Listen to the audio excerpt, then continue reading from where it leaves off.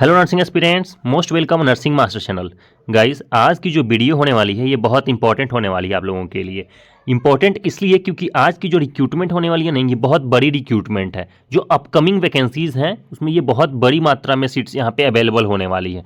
ठीक है, वीडियो शुरू करने से पहले आपसे रिक्वेस्ट है कि डिस्क्रिप्शन में हमारा टेलीग्राम और इंस्टाग्राम दोनों का लिंक दिया हुआ है, फॉलो जरूर कर लीजिएगा, क्योंकि जितनी भी लेटेस्ट रिक्रूटमेंट्स होती हैं उसकी जो नोटिफिकेशन पीडीएफ होता है वो सारी चीज़ें अपने टेलीग्राम चैनल पे अपलोड करते रहते हैं। ठीक है, तो इंस्टाग्राम और टेलीग्राम दोनों को फॉलो कर लीजिएगा। चलिए आगे हम जो बात कर रहे हैं रिक्रूटमेंट का, ये रिलीज हुआ है राजस्थान कर्मचारी चयन बोर्ड की तरफ से। ठीक है, दैट इज RSSB। गाइस, ये जो रिक्रूटमेंट है ना, ये बहुत टाइम पहले ही रिलीज कर दिया गया था। इनफैक्ट 11 दिसंबर को ही इसकी जो नोटिफिकेशन है वो रिलीज कर दी गई थी, बट हम थोड़ा लेट से डिस्कस कर रहे हैं। और लेट से डिस्कस करने का कारण भी है क्योंकि इस रिक्रूटमेंट के आने में अभी थोड़ा टाइम है, बट फिर भी हम डिस्कस कर दे रहे हैं ताकि आप लोग अपनी प्रिपरेशन शुरू कर सकें। ठीक है, और यहाँ पे वेरियस अलग अलग पोस्ट होने वाले हैं, तो आप किस पोस्ट के लिए अप्लाई करिएगा उस पोस्ट के रिगार्डिंग आपको प्रिपरेशन अपनी शुरू कर देनी चाहिए गाइज। ठीक है, देख लीजिएगा इसमें क्या क्या चीज़ें रखी गई हैं, उसको हम एक एक करके अभी समझ लेते हैं। पहला, राष्ट्रीय स्वास्थ्य मिशन चिकित्सा एवं स्वास्थ्य विभाग जयपुर राजस्थान के लिए Rajasthan contractual hiring to civil post rule 2022 that is 2022 यथा संशोधित के अंतर्गत निम्नलिखित संविदा के पदों पर भर्ती हेतु निर्धारित प्रपत्र में राजस्थान कर्मचारी चयन बोर्ड द्वारा योग्य अभ्यर्थियों से विज्ञापन में वर्णित शर्तों एवं निर्बंधों के अध्ययन ऑनलाइन आवेदन पत्र ऑनलाइन एप्लीकेशन फॉर्म आमंत्रित किए जाते हैं। बेसिकली ये जो आपको लाइन दिख रही है ना, इसमें ये बोला जा रहा है कि यहाँ पे जितनी भी रिक्रूटमेंट पब्लिश की गई हैं, ठीक है, अलग अलग वेरियस पोस्ट पे, वो सारे कॉन्ट्रेक्चुअल बेसिस पे होंगे गाइस। ठीक है, टोटल टेंडर बेसिस पे ये आपकी जॉब्स होने वाली है। और आपको पता है जो सीचओ की जॉब्स होती है वो ऑब्वियसली वो टेंडर पे ही होती है। ठीक है, यही सारी चीज़ें बोला जा रहा है। और यहाँ पे जो आपकी एप्लीकेशन फॉर्म भरी जाएंगी ना, वो भी आपको ऑनलाइन माध्यम से भरा जाएगा। ठीक है, तो यही सारी चीज़ें यहाँ पे दे रखी गई हैं। आगे हम बात कर लेते हैं कि कितने सारे सीट्स होने वाले हैं और कौन कौन सा डिपार्टमेंट है जहाँ एज अ नर्स आप लोग वर्क कर सकते हो। जिसमें देख लीजिएगा जो पहली वैकेंसीज में जो पहला नंबर है that is CHO community health officer का पोस्ट रखा गया है।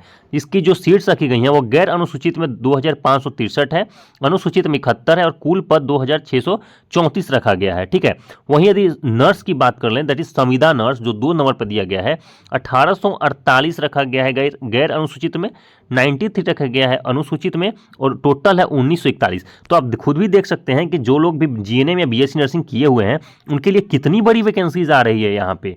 ठीक है, आगे हम बात करेंगे कि आप अपनी एप्लीकेशन फॉर्म कब से शुरू कर सकते हो भरना।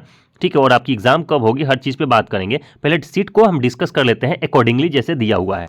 तो ये तो बेसिकली कम्युनिटी हेल्थ ऑफिसर का बताया और संविदा पे नर्स का बताया। ठीक है, जहाँ पे BSc नर्सिंग और GNM वाले अप्लाई कर सकते हैं। इनफैक्ट जो संविदा नर्स है इसमें कुछ ANM की भी सीट्स होने वाली है। तो टोटल ये ANM, GNM और BSc नर्सिंग के जितने तीनों ब्रांचेज हैं सबके लिए यहाँ पे वैकेंसीज होने वाला है। ठीक है, आगे देख लेते हैं कि नर्सेस के लिए और कहाँ कहाँ पे सीट्स अवेलेबल हैं।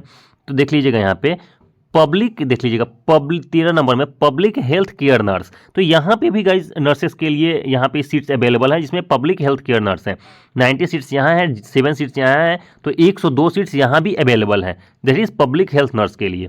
ठीक है, आगे देख लीजिएगा 15 नंबर में यहाँ है नर्सिंग ट्रेनर। ठीक है, तो ऐसे लोग जिनके पास नर्सिंग में एक्सपीरियंस है, जिनके पास एक्सपीरियंस होल्डर लोग होते हैं, वो एज ए नर्सिंग ट्रेनर काम करते हैं। ठीक है, अदर नर्सिस को ट्रेनिंग देने का काम करते हैं, तो उनके लिए भी यहाँ पे सीट्स अवेलेबल है। यहाँ भी 52 सीट्स रखा गया है और 4 सीट्स यहाँ है, तो total 56 seat as a nursing trainer आप ज्वाइन कर सकते हैं। ठीक है, तो गाइज यहाँ पे बहुत अच्छी अच्छी रिक्रूटमेंट आई है अलग अलग वेरियस पोस्ट पे, जहाँ पे नर्सेज अप्लाई कर सकते हैं। 17th नंबर में देख लीजिएगा साइकाइट्रिक केयर नर्स। ठीक है, ऐसे लोग जिनको साइकाइट्रिक में स्पेशलिस्ट हैं, ठीक है, तो उनको ये हैंडल करने के लिए साइकाइट्रिक पेशेंट्स दिए जाते हैं।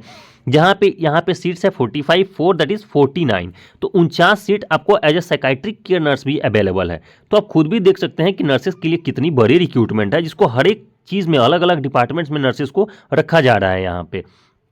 ठीक है गाइज, राजस्थान के वेरियस अलग अलग डिस्ट्रिक्ट्स में अलग अलग जगहों पे आपकी पोस्टिंग होने वाली है। ठीक है, जो आप लोग अलग अलग चीज़ों के लिए काम करोगे। उसके बाद देख लीजिएगा यहाँ पे एक और सीट्स अवेलेबल है दैट इज नर्सिंग इंचार्ज। तो आपको पता है नर्सिंग इंचार्ज वो होते हैं जिनको नर्सिंग में बहुत सारा एक्सपीरियंस होता है। ठीक है, जो बहुत टाइम का एक्सपीरियंस आपको होता है तब जाके आप नर्सिंग इंचार्ज बनते हो किसी एक पार्टिकुलर वार्ड का। ठीक है, क्योंकि हर वार्ड में एक इंचार्ज होता है। ठीक है, तो आपको एज ए नर्सिंग इंचार्ज भी हायर किया जाएगा, तो ऑब्वियसली आपकी सैलरी बहुत ज़्यादा होगी। तो जब भी आपके पास एक्सपीरियंस सर्टिफिकेट हो उसका इस्तेमाल जरूर करिएगा। ठीक है, यहाँ पे सीट्स की बात करें तो नर्सिंग इंचार्ज के लिए सिर्फ और सिर्फ 4 सीट्स हैं। तो टोटल कुल मिला के गाइज ये जितनी वैकेंसीज हैं वो टोटल नर्सिंग और पैरामेडिकल डिपार्टमेंट्स की हैं। तो कुल सीट्स की अगर हम बात कर लें टोटल नर्सिंग और पैरामेडिकल को मिला के, वो टोटल 8,256 पोस्ट होने वाला है। आप खुद समझ सकते हैं कि 8,256 एक स्टेट के लिए बहुत बड़ी रिक्रूटमेंट्स मानी जाती हैं। और नर्सिंग में बहुत सारी रिक्रूटमेंट्स हैं जो लगभग 5,000 के अप्रोक्स आपकी इसमें जो रिक्रूटमेंट होने वाली है वो सिर्फ बीएससी नर्सिंग, जीएनएम और एएनएम के लिए यहाँ पे मौका दिया गया है। ठीक है, तो बहुत बड़ी रिक्रूटमेंट्स आने वाली है गाइज। अब आती कब है, इसकी एप्लीकेशन फॉर्म कब से शुरू होगा, वो चीज़ों को हम अभी यहाँ डिस्कस कर लेते हैं। ठीक है, देख लीजिएगा, आवेदन करने की जो अवधि है वो दिनांक 18/2/2025, ठीक है, यानी कि 18 फरवरी 2025 से शुरू हो जाएगा। कब तक होगा, तो 19/3/2025 यानी कि 19 मार्च तक। 18 फरवरी से शुरू होगा और 19 मार्च तक आप अपनी एप्लीकेशन फॉर्म भर सकते हैं। ठीक है, लेकिन गाइज आपको एक पर्सनल सजेशन ये देंगे कि आप लोग लास्ट डेट यानी कि लास्ट वीक का जो डेट होता है जैसे कि 19/3/2025 है उसका इंतजार मत करिएगा। ठीक है, ऑनलाइन एप्लीकेशन जब बड़ी रिक्रूटमेंट्स का भरा जाता है ना तो बहुत सारी प्रॉब्लम्स आने लगते हैं लास्ट मोमेंट में। वेबसाइट क्रैश हो जाता है, आपकी एप्लीकेशन फॉर्म सबमिट नहीं हो पाती है, पेमेंट नहीं हो पाता है। ठीक है, फिर लास्ट मोमेंट में बहुत सारी प्रॉब्लम्स क्रिएट होने लगती है। तो आप लोग लास्ट मोमेंट का इंतजार मत करिएगा, एप्लीकेशन फॉर्म खुलते ही आपको अपनी एप्लीकेशन फॉर्म भर लेना है। ठीक है, चलिए आगे हम बात कर लेते हैं परीक्षा आयोजन का। यहाँ पे परीक्षा आयोजन बोर्ड द्वारा उक्त संविदा पदों पर भर्ती परीक्षा संभावित दिनांक 2/6/2025 से कितना है 13/6/2025 यानी कि 2 जून 2025 से 13 जून 2025 के बीच में ऑनलाइन के माध्यम से, that is CBT and TBT. ठीक है, सीबीटी एंड टीबीटी यानी कंप्यूटर बेस्ड टेस्ट के माध्यम से, ऑनलाइन मेथड के माध्यम से आपकी जो होगी परीक्षा एग्जाम वो ली जाएगी। कितने में, तो 2/6/2025 से 13/6/2025 के बीच में। और गाइज आप हमेशा देखते होंगे ना कि जब भी अलग अलग डेट्स पे एक ही रिक्रूटमेंट होती है तो वहाँ पे नॉर्मलाइजेशन आ जाता है। ठीक है, तो मे बी यहाँ भी नॉर्मलाइजेशन का यूज अब जरूर ही होगा। ठीक है, चलिए आगे हम बात कर लेते हैं कि और क्या चीज़ें यहाँ पे दे रखी गई हैं इंपॉर्टेंट जो आपके लिए जानना जरूरी है। अन्य बिंदु और सूचना, शैक्षणिक योग्यता मानदेय आरक्षण के प्रावधान, अनुभव पंजीय शुल्क, आवेदन प्रक्रिया, पदों पर वर्गीकरण, आयु में छूट के प्रावधान, परीक्षा की स्कीम एवं पाठ्यक्रम इत्यादि की सूचना विस्तृत विज्ञापन बोर्ड की वेबसाइट न पर अलग से जारी कर दिया जाएगा। ऑब्वियसली गाइज मैंने शुरू में ही बताया कि आपकी एक और नोटिफिकेशन पब्लिश की जाएगी जब आपकी जो रिक्रूटमेंट है उसको आने में 1 वीक या 10 दिन का समय बाकी रहेगा ना, तो वहाँ पर एक और नोटिफिकेशन पब्लिश की जाएगी जिसमें आपको ये बता दिया जाएगा कि जो आपकी एज लिमिट है वो एज लिमिट क्या होने वाला है इसके लिए। और इनफैक्ट उसमें ये भी मेंशन होगा कि पार्टिकुलर जो रिजर्वेशंस होता है, पार्टिकुलर जो अलग अलग कैटेगरीज के लोग होते हैं वो किस कैटेगरी वालों के लिए कितनी यहाँ पे छूट दी गई है आयु में। ठीक है, तो ये सारी चीज़ें उसमें मेंशन रहेंगी गाइज। ठीक है, उसको हम फाइनल नोटिफिकेशन बोलेंगे जो आपकी एप्लीकेशन फॉर्म से 1 हफ्ता 10 दिन पहले रिलीज होगा।